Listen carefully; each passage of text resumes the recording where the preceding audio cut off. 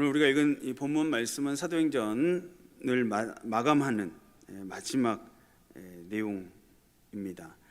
우리가 성경 이 킹덤 스토리라고 하는 공과를 통하여서 계속해서 하나님 나라에 대해서 살펴보고 있습니다. 하나님 나라는 부활하신 예수님께서 왕이 되시고 또 주인이 되셔서 다스리시는 나라입니다. 그 나라는 어떤 민족적인 혈통이나 어떤 사회적인 지위 등의 조건으로 들어갈 수 있는 나라가 아니고 오직 하나님의 은혜로 또 그리스도를 나의 구주로 영접하는 믿음으로 말미암아 들어가는 나라다라고 성경은 우리에게 말씀하고 있습니다. 그런데 그 당시 유대인들과 또 제자들 중의 일부가 하나님 나라에 대해서 오해를 하고 있었습니다. 그들은 자신들의 조국인 이스라엘이 정치적인 회복을 이루는 것이 하나님의 나라라고 생각을 했고, 다윗과 솔로몬의 시대처럼 강력한 나라로 다시 우뚝 서서 과거의 영화를 다시 누리게 되는 그러한 현실적으로 잘 사는 나라라고 그들은 오해하고 있었습니다. 예수님께서는 많은 말씀을 통하여서 제자들에게 하나님 나라에 대해서 설명을 하셨고, 특별히 부활하신 후에 40일 동안 그들을 가르치셨는데 그 가르치신 내용이 바로 하나님 나라의 일이라고 성경은 기록하고 있습니다. 그러나 하나님의 생각과 인간들의 생각은 너무나도 큰 차이가 있다라고 하는 것을 우리 지금 시대를 살아가고 있는 우리 성도들도 많이 느끼고 있듯이, 그 당시에도 하나님 나라와 또 인간이 생각하고 있는 하나님 나라는 참 많은 차이가 있었던 것 같습니다. 여러분이 생각하는 하나님의 나라는 어떤 나라입니까? 한번 스스로에게 질문을 해 보시기를 바랍니다. 사도행전, 오늘은 사도행전 전체를 한번 훑어보면서 사도행전을 마무리하는 이 순간에 우리가 기억해야 할 것들을 함께 나눠보고자 합니다. 사도행전 1장 1절과 2절 말씀에 보면, 데오빌로여, 내가 먼저 쓴 글에는 무릇 예수께서 행하시며 가르치시기를 시작하심부터 그가 택하신 사도들에게 성령으로 명하시고 승천하신 날까지 이를 기록하였노라 라고 말씀을 하면서 사도행전이 시작되고 있습니다. 사도행전의 저자는 누가입니다. 이 누가는 누가복음도 함께 기록을 하였는데, 이 사도행전은 누가복음의 연장본이다라고 할 수 있을 정도로 그 내용이 잘 이어지고 있습니다. 그래서 누가는 이 누가복음을 통하여서 예수님의 생애를, 그리고 예수님께서 말씀하신 교훈들을 예수님께서 승천하신 그 순간까지 기록했었습니다. 그리고 주님께서 승천하시는 그 순간부터 그 이후의 사건, 즉 교회의 탄생과 복음 전파의 시작, 그리고 예수님께서 승천하시면서 명령하신 복음 전파가 제자들, 사도들을 통하여서, 그리고 이방인의 사도로 특별하게 부르심을 받은 바울을 통해서 실천되는 것을 기록하고 있습니다. 예수님의 제자들을 가리켜서 누가는 택하신 사도라고 하는 호칭을 사용합니다. 사도라고 하는 단어는 문자적으로 보냄을 받은 자라고 하는 뜻입니다. 이들은 예수님께서 어떤 특별한 목적을 가지고 이 세상을 향하여 파송하신 사람들입니다. 오늘날 저와 여러분들도 비록 사도는 아닐지라도 보냄을 받은 자라고 하는 것은 마찬가지입니다. 우리 모두는 각자가 주님께서 이 세상에 보내셔서 살도록 하신 인생을 살아가고 있고, 또 복음과 하나님 나라 확장을 위해서 예수님께서 말씀하시고 맡겨주신 사명을 따라 살아가는 자들이다라고 하는 것입니다. 이 시간 하나님 나라의 거침없는 전진이라고 하는 제목으로 하나님의 말씀을 함께 살펴볼 때에 하나님 나라를 위한 증인으로서의 사명을 다시 한번 기억하는 복된 시간이 되시기를 주님의 이름으로 축복합니다. 첫째로 하나님 나라와 복음을 위한 증인이 되어야 한다라고 하는 것입니다. 주님께서 승천하시기 전에 사도들에게 주신 첫 번째 분부는 예루살렘을 떠나지 말고 내게서 들은 바 아버지께서 약속하신 것을 기다리라 라고 하는 말씀이었습니다. 아버지께서 약속하신 것은 바로 성령으로 세례를 받는 것이었습니다. 예수님의 증인이 되는 것은 우리의 힘이나 우리의 능력으로 될 수 있는 것이 아닙니다. 사도들이라고 할지라도 본격적으로 그 복음 사역에 뛰어들기 전에 먼저 그들에게 필요한 것이 있었는데, 그것은 바로 성령 충만함을 받는 것이었습니다. 요한복음 15장 26절에 예수님께서 최후의 만찬에서 말씀하셨는데, 내가 아버지께로부터 너에게 보낼 보혜사 곧 아버지께로부터 나오시는 진리의 성령이 오실 때에 그가 나를 증언하실 것이요 라고 기록하고 있습니다. 즉 성령이 임하셔야만 제자들 역시 예수님에 대한 완전한 믿음, 그리고 예수님께서 하신 말씀과 행하신 그 사역들에 대해서 완전하게 깨달을 수 있게 될 것이다 라고 하는 말씀입니다. 그 성령을 받기 전까지는 제자들이 예루살렘을 떠나지 말고 기다릴 것을 예수님께서는 명령하셨습니다. 이 예루살렘을 떠나지 말라라고 하는 말씀은 예루살렘이라고 하는 장소에 있어야 한다라고 하는 그런 뜻이 아니고, 예루살렘에 특별히 교회를 중심으로 모여서 기다리라라고 하는 뜻입니다. 실제로 예수님께서 승천하신 이후에 사도들과 제자들은 예루살렘에 있는 마가의 다락방에 모여서 오로지 기도에 힘쓰며, 즉 교회를 중심으로 함께 기도함으로써 예수님께서 약속하신 또 다른 보혜사 성령을 받을 준비를 하고 있었습니다. 물론 예수님께서는 제자들이 어디에 있든지 또 어떤 상황에 있든지 성령을 주실 수 있는 분이십니다. 예루살렘이 아니어도 상관없고 혼자 있어도 아무런 문제가 없습니다. 그러나 예수님께서는 사도들과 제자들이 뿔뿔이 흩어진 상태에서 개별적으로 성령을 받도록 하지 않으시고 반드시 예루살렘에 모여서, 교회에 모여서 성령 받기를 기다리라라고 명령하셨습니다. 오늘날에도 성령 충만이라고 하는 것을 자기 혼자서 어떤 신비한 체험 가운데 누리게 되거나 어떤 사람에게서 개인적으로 안수를 받아야만 얻게 되는 것으로 생각하는 사람들이 있습니다. 혼자 무슨 환상을 본다든지 어떤 정신이 혼미해지면서 어떤 희한한 세계로 빨려 들어가는 식으로 성령이 임하게 된다라고 착각하는 사람들이 많은 것입니다. 하지만 사실은 그렇지 않습니다. 진짜 성령 받는 사람들은, 또 성령 충만을 받는 것은 성도들이 교회에 함께 모여 있을 때 가장 크게 일어나고 가장 강력하게 체험하게 되는 것입니다. 예수님께서는 성도들이 혼자 골방에서만 경건 생활하게 하지 않으시고 교회에 모여서 함께 찬송하고 함께 기도하며 함께 예배하도록 하셨습니다. 그리고 그때에 땅이 진동하는 듯한 성령의 은혜를 누리도록 예수님께서는 그렇게 만들어 놓으셨다라고 하는 것입니다. 예수님께서는 성도들이 혼자 성경 읽으면서 혼자 예배하도록 하지 않으시고 교회에 모여서 함께 예배하고 말씀 전파자로 세우신 목사의 설교를 들을 때에 강력한 성령의 역사가 나타나도록 만들어 놓으셨다라고 하는 것입니다. 다시 말해서 교회 중심의 신앙생활을 통해서 성령의 역사를 경험하게 하신 것입니다. 그렇기 때문에 구원받은 성도의 변화된 삶의 모습은 일단 예루살렘을 떠나지 않는 것에서부터 시작이 되어야 합니다. 즉 교회 중심의 생활에 우리의 신앙의 최우선 순위를 부여해야 한다는 뜻입니다. 바로 예수님께서 그렇게 말씀하셨고, 그래서 예루살렘을 떠나지 않고 거기서 성령을 기다리라고 분부하신 것입니다. 예수님께서 제자들에게 주신 두 번째 분부, 마지막 분부는 땅끝까지 이르러 내 증인이 되리라 라고 하는 말씀이었습니다. 누가복음 24장 47절과 48절 말씀에 보면, 또 그의 이름으로 죄 사함을 받게 하는 회개가 예루살렘에서 시작하여 모든 족속에게 전파될 것이 기록되었으니 너희는 이 모든 일의 증인이라 라고 말씀하고 있습니다. 즉 예루살렘과 온 유대와 사마리아와 땅끝까지 회개의 복음이 전파되는 일에 증인이 되라 라고 하는 명령인 것입니다. 이 증인이라고 하는 단어는 법적 용어입니다. 어떤 사실을 증명하는 사람, 보증하는 사람이라고 하는 뜻입니다. 자기 생각을 이야기하는 사람이 아니라 사실을 증명하고 증언하는 사람인 것입니다. 그래서 예수님의 증인은 하나님의 계획대로 세워지는 하나님 나라를 그 말씀대로 증언하는 사람이 바로 예수님의 증인입니다. 요한계시록 1장 2절 말씀에 요한은 하나님의 말씀과 예수 그리스도의 증거, 곧 자기가 본 것을 다 증언하였느니라 라고 기록하고 있습니다.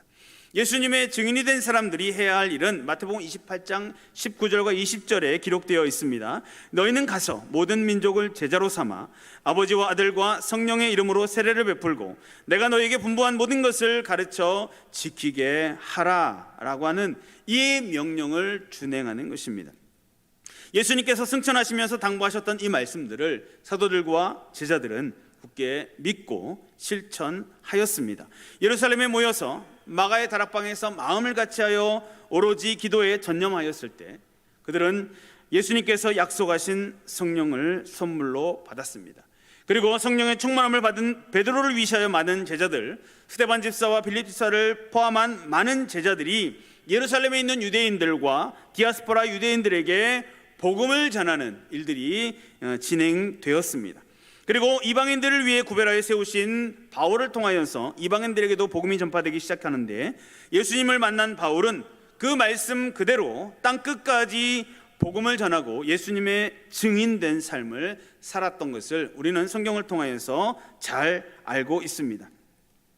이러한 복음 전파의 사건들을 통하여서 결국은 유럽에도 복음이 전해지고, 영국으로, 그리고 신대륙을 찾아 떠났던 청교도들에 의해서 미국으로, 그리고 그 미국에서 파송된 선교사를 통해서 우리나라로, 그리고 우리나라에서 파송된 선교사를 통하여서 모든 민족을 향해서 이렇게 땅끝까지 복음을 전하라 라고 하는 주님의 명령은 오늘도 이렇게 실행되고 있는 것입니다.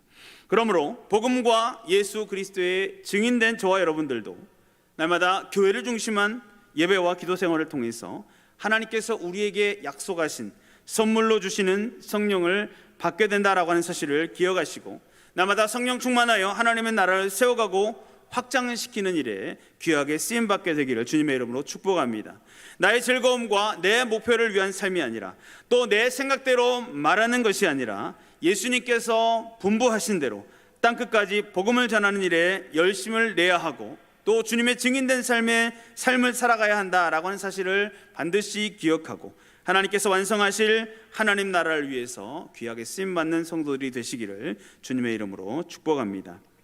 둘째로, 우리는 부르신 소명과 맡기신 사명을 기억해야 합니다.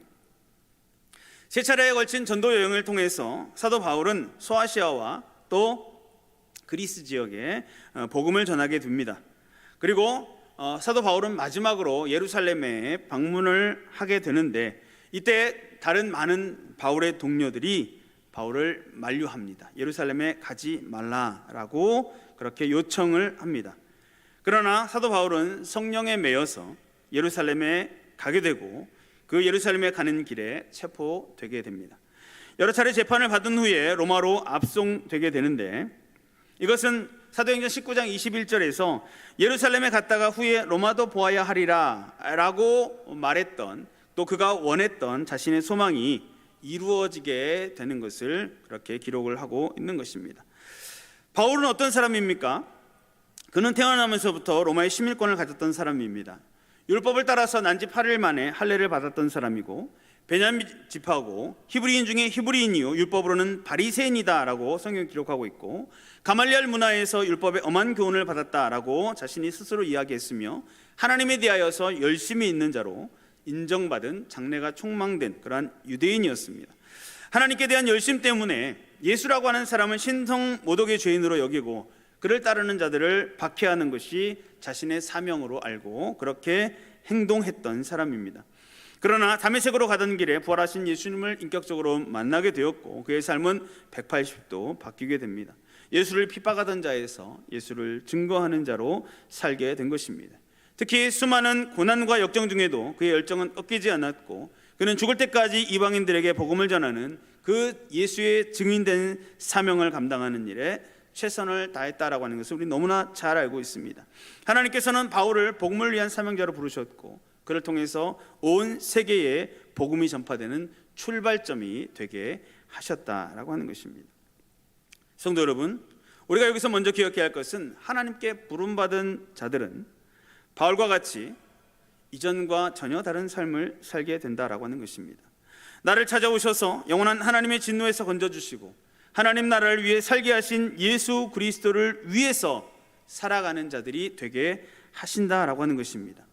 비록 사명을 따라갈 때에 결박과 환난이 나를 기다린다고 하더라도 바울의 고백과 같은 고백을 우리의 입술을 통하여서 할 수 있게 된다라고 하는 것입니다. 내가 달려갈 길과 주 예수께 받은 사명, 곧 하나님의 은혜의 복음 증언하는 일을 마치려 하면은 나의 생명조차 조금도 귀한 것으로 여기지 않는다라고 하는 이러한 고백이 우리의 입술과 우리의 삶에서 나타나야만 하는 것입니다. 물론 우리의 이 사명을 감당하는 삶의 길은 결코 그 여정이 순탄하지 않습니다. 우리의 삶에는 반드시 고난과 역경이 다가오게 되어 있습니다. 그 사명을 감당하기 위해서는 우리의 생명도 걸어야 한다라고 하는 것입니다. 바울 역시 그랬습니다. 로마도 가는 길, 그가 그렇게 그토록 바라고 원했던 길이지만 그 그 가는 길조차 순탄하지 않았습니다. 다른 죄수 몇 사람과 함께 배를 타고 이동했습니다. 계절을 고려해서 항해하기 어려울 것이다 라고 백부장에게 경고를 했지만 그 백부장은 바울의 말을 신뢰하지 않았고 결국 항해를 강행함으로 인해서 유라굴로 광풍을 만나고 말았습니다.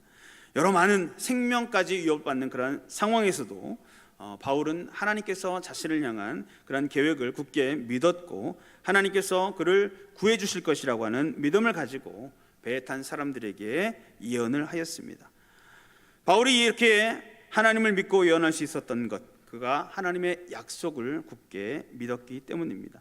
사도행전 23장 11절 말씀에서도 담대하라, 내가 예루살렘에서 나의 일을 증거한 것 같이 로마에서도 증거하여야 하리라 라고 약속하셨던 주님께서 그 폭풍이 흔들리는 배 안에서도 다시 한번 바울에게 네가 가이사 앞에 서야 하겠다라고 재확인해 주셨던 것입니다.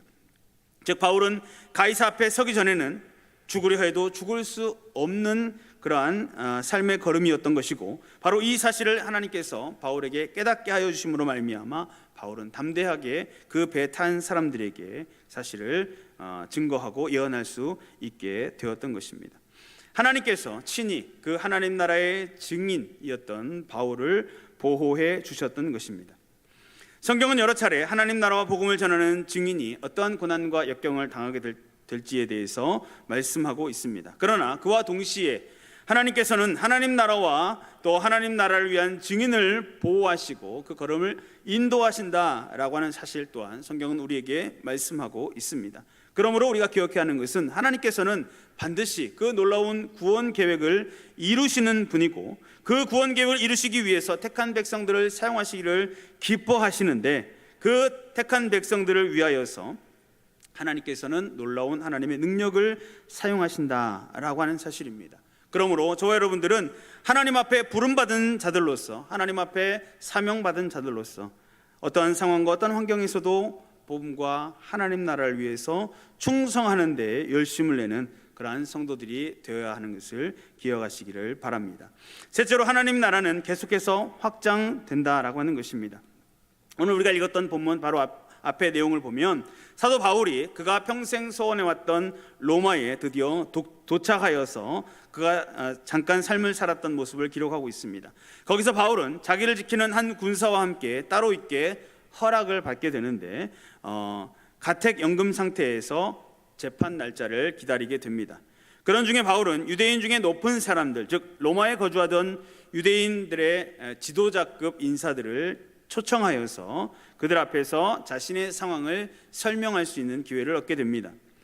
바울의 설명을 들은 유대인 지도자들은 우리는 당신에 대해서 어떤 특별한 소식을 듣지는 못했지만 이라고 이야기하면서, 그러나 이 파에 대하여서는, 즉 기독교라고 불리는 이 새로운 종파에 대하여서는 유대 사회와 또 로마에 속한 여러 도시에서 반대를 받고 있는 줄을 안다라고 그렇게 대답했습니다.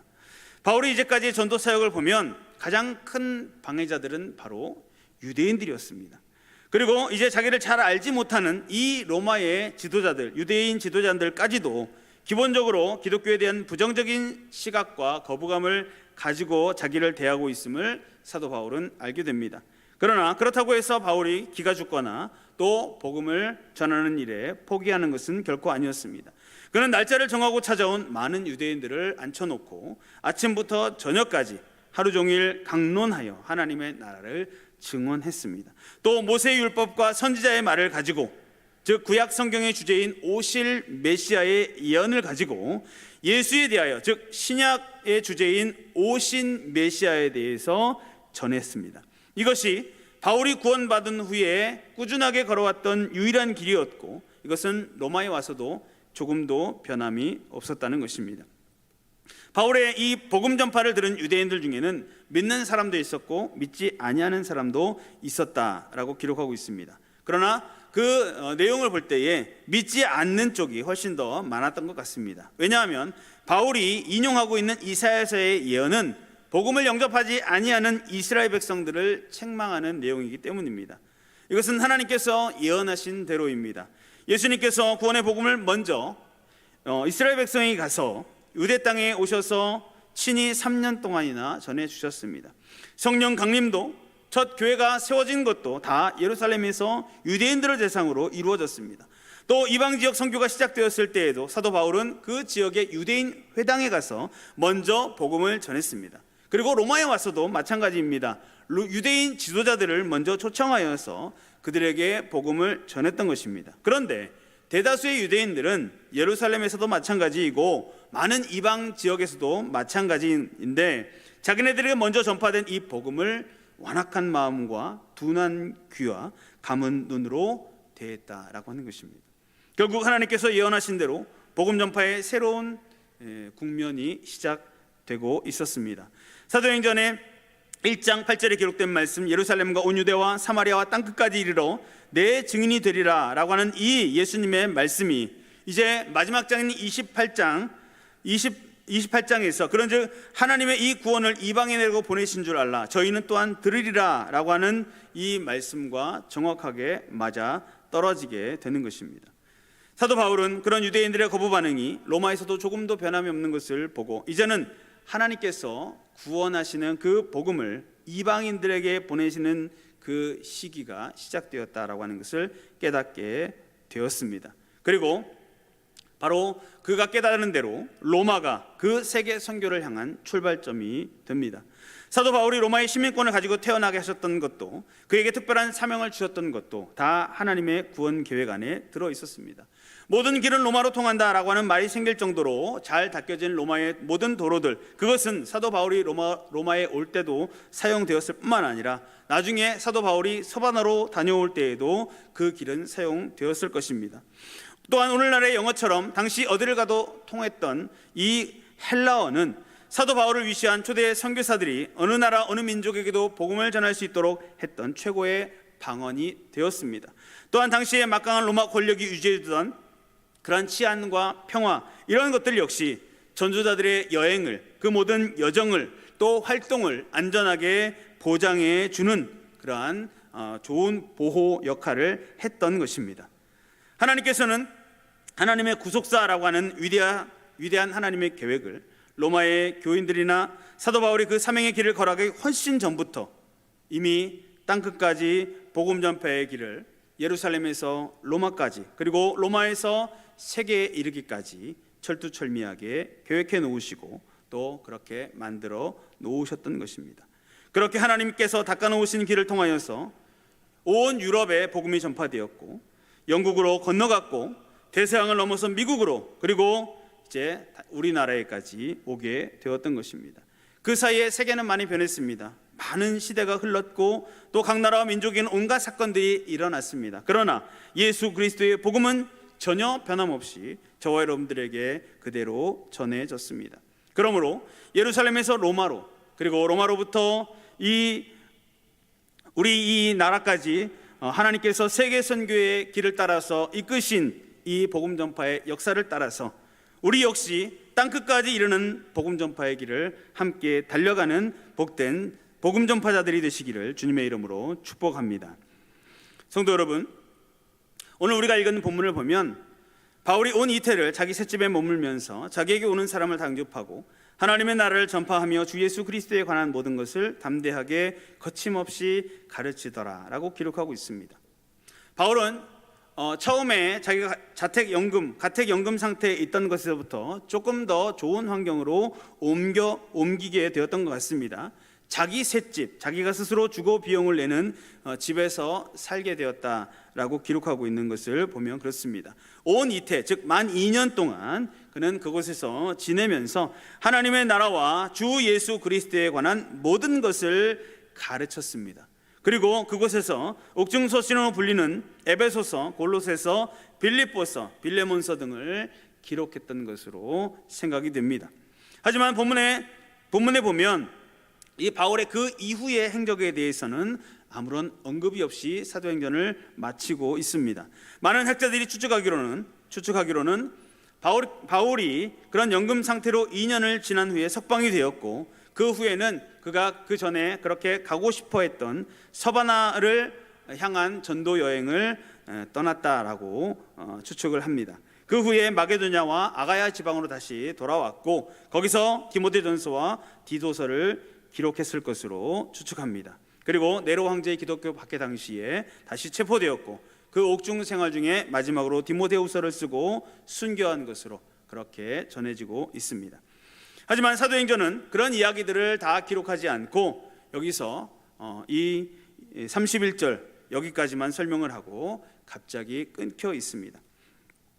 사도행전의 주제가 만약에 바울의 행적이라고 한다면 물론 이러한 내용이 좀 이상하다라고 할 만한 일입니다. 그러나 사도행전은 바울 개인에 관한 전기가 아니고 교회의 설립과 세계를 향한 복음 전파가 그 주제입니다. 이제 당시 세계의 중심지인 로마에까지 복음이 전파되었습니다. 그리고 그 복음은 로마가 닦아놓은 길을 통하여서 전 세계를 향하여서 전파되기 시작합니다. 그리고 그렇게 로마에서 시작된 세계 선교는 유럽을 거쳐 영국으로, 영국에서 미국을 지나 우리나라로, 그리고 오늘의 우리가 복음 전파의 사역을 감당하는 데까지 이어져 왔습니다. 그러므로 사도행전 28장 31절 이후에 이어질 뒷이야기가 있다면 그것은 바로 저와 여러분이 써야 하는 것입니다. 오늘도 하나님의 나라를 전파하며 주 예수 그리스도에 관한 모든 것을 가르쳐야 하는 사람은 바로 저와 여러분들입니다. 바로 이 시대에 복음을 먼저 전해받고 이제 아직도 이 복음을 모르는 자들에게 전파해 주어야 할 사명을 받은 저와 여러분들이야말로 사도행전을 계속해서 이어가야 할 주인공이다 라고 하는 것입니다. 저와 여러분들이 세계를 향한 복음 전파의 길을 계속 걸어갈 때에 이 사도행전은 중간에서 미완성으로 끝난 이야기가 아니고 주님께서 재림하실 때에 대단원의 막을 멋있게 내리는 완벽한 행전이 될 수 있는 것입니다. 이 밤에 저와 여러분에게 주시는 하나님의 말씀을 마음에 깊이 새기시고 저와 여러분은 하나님 나라 확장과 복음 전파 사역을 위해서 부름받은 소명자이며 예수님의 증인이 되어야 하는 사명자라고 하는 사실을 기억하고 하나님께서 계획하시고 진행하시는 놀라운 구원 계획에 함께 동참하는 복된 성도들이 다 되시기를 주님의 이름으로 축원합니다. 기도하겠습니다. 거룩하신 하나님, 은혜를 감사합니다. 민족의 고유명절인 추석을 잘 보내게 하시고 경건하게 보내게 하시고 다시 우리를 주의 전으로 불러 하나님의 말씀 앞에 있게 하시니 감사합니다. 하나님의 놀라운 구원 계획을 위해서 택한 백성들을 불러 사용하시는 하나님의 뜻을 이제 말씀을 통하여 깨닫게 하셨사오니 우리의 남은 삶을 오직 예수님의 증인으로 살아갈 수 있도록 성령의 충만함을 덧입혀 주시고 부르심에 충성된 청지기 복음 전파의 사명자가 될 수 있도록 은혜를 베풀어 주시옵소서. 이 밤에도 믿음으로 간구하는 우리의 간구를 주님께서 귀 기울이시고 우리의 기도에 주님께서 응답하여 주시기를 원합니다. 하나님의 때에 그 뜻이 온전히 이루어지는 복된 은혜를 누리는 우리 귀한 시간이 될 수 있도록 은혜를 더하여 주시옵소서. 예수님의 이름으로 기도드리옵나이다.